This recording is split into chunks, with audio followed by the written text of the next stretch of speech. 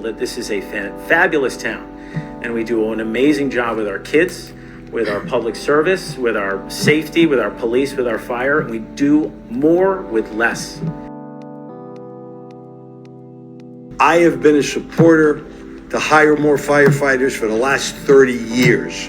When I came on, we had 27 firefighters, and I fought to get 28 just to have equal shifts, so they wouldn't have to stay on 5 trips, which meant they couldn't go home.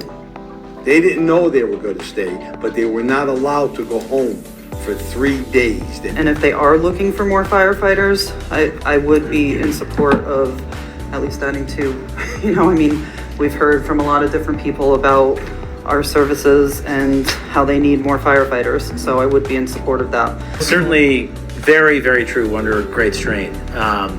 Volunteers it's a diminishing number of people who have signed up over the last number of years and want to do this kind of work. So I certainly echo having more folks join the force and having more opportunities for new people, new career people to come into the units.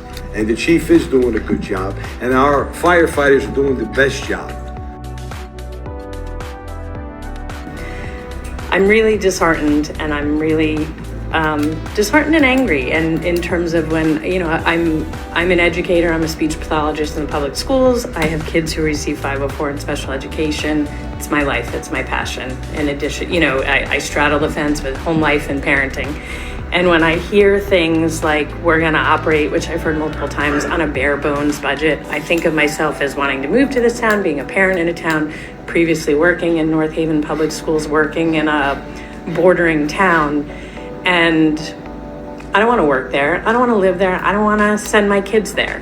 So when you say that you want to consider cuts to the Board of Education, you are talking about teachers. I've watched every presentation of all 24 schools in our DIRG, and there are 12 of those 24 districts that are requesting over 6%.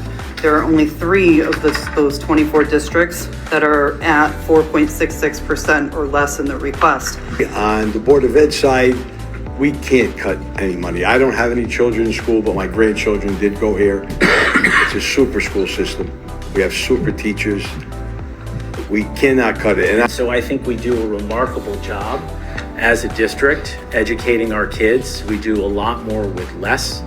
And the suggestion that we should be cutting from our kids' budgets, frankly, makes me pretty angry.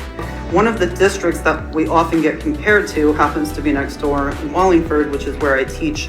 And I know that when people just look at the numbers and say, oh, well, Wallingford's only requesting a 3.86, just so you know, that 3.86 next door does not include their capital of $3.9 million. So if you include that into that request, it's now a 7.1% increase. That also includes them cutting 8.5 full-time teachers, 2 paras, and an assistant superintendent position that's been changed. Any kid that lives in this town belongs in this district and deserves to be educated in this district. In my opinion, our kids deserve a good education. In my opinion, our teachers deserve our respect. In my opinion, our Board of Education members who are qualified to make recommendations also deserve our respect. Your teachers are struggling, they're leaving, it's hard to maintain. These budget increases really mean something when they're asking for it. As a parent, as a teacher, whether it's gen ed or special ed, everyone is working really hard with very little. So thank you very much, and vote yes.